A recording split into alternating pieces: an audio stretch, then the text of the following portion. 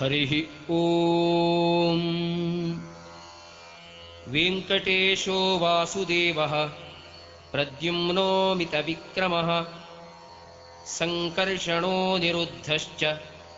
शेषाद्रिपतिरेव च जनार्दनः पद्मनाभो वेङ्कटाचलवासनः सृष्टिकर्ता जगन्नाथो माधवो भक्तवत्सलः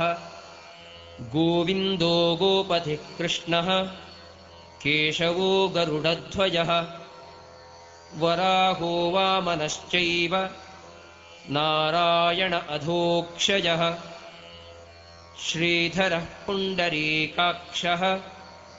सर्वदेवस्तुतो हरिः श्रीनृसिंहो महासिंहः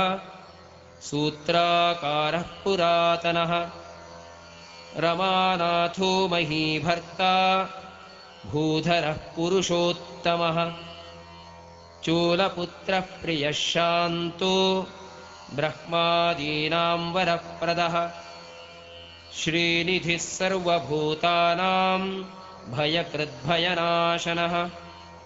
श्रीरामो रामभद्रश्च भवबन्धैकमोचकः भूतावासो गिरावासः श्रीनिवासः श्रियः पतिः अच्युतानन्तगोविन्दो विष्णुर्वेङ्कटनायकः सर्वदेवैकशरणं सर्वदेवैकदैवतं समस्तदेवकवचं सर्वदेवशिखामणिः इतीदं कीर्तनीयस्य विष्णोरमिततेजसः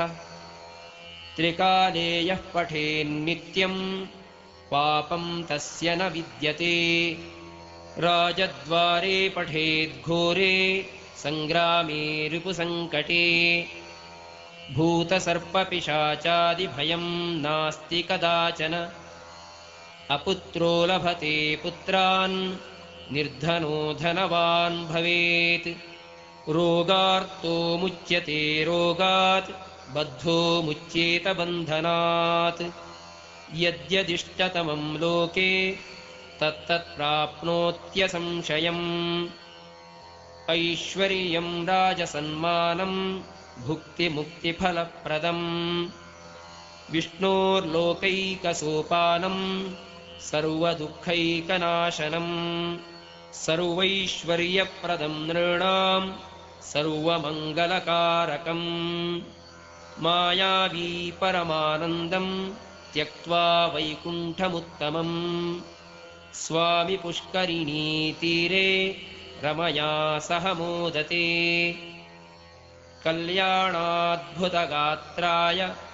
कामितार्थप्रदायिने श्रीमद्वेङ्कटनाथाय श्रीनिवासाय ते नमः। इति श्रीब्रह्माण्डपुराणे